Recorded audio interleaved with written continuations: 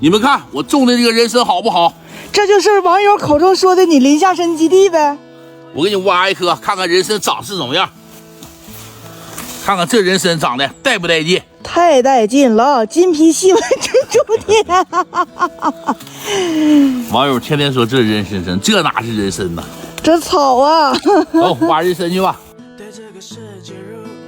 棒槌，几皮4匹，人在哪呢？棒槌在哪喊呢？我也光听见动静了，没看见影呢。在这儿。哎呦妈呀，你在这儿呢？看不见这大棒槌藏这里了。我去，他这接呢？接着不在这儿吗？啊，躺下了。不知道的还以为谁特意给这和蜜这来了。昨晚这不干烂是药了里边了吗？哎呀，这个参弄不好挺好挖呀。捡捡石头，估计这货就出来了。哎，在这个石头顶上，哎，出来了。连土一块带出来了。哎呀，看没看见啊？哦，这个连米搬回家呗。咋抱啊，哥，你别闹。你抱着呗。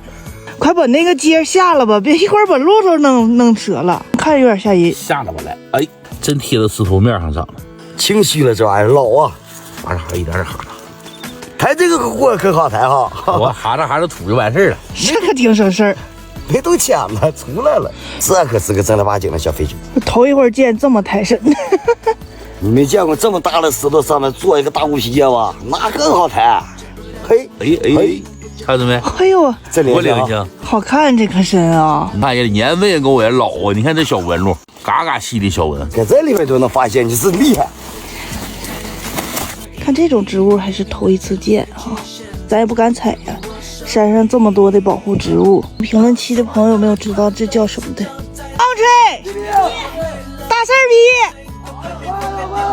老妹儿，你说的什么？大刺皮呀？我怎么听了个大刺皮呢？你听差了吧？不对，你重回播听听。我说的啥？大刺皮，大刺皮，全是全接来。呀，这个身形啊，漂亮啊！你看大杆子老粗了。三路，你看这个大粗，你说这个棒槌能小了吗？看大脖这么老长，漂亮吧？漂亮。但没有咱老妹儿漂亮啊。说的我心花怒放啊！掉了个小须子，娘，白瞎了这玩意儿，吃了。来吧。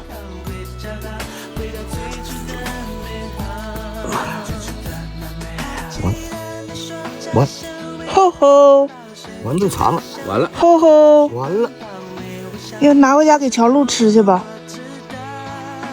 白瞎了，要不这小货也行，行，白瞎。没事儿。再专业的人也有失手的时候，这根连叶拿回家泡酒缸里。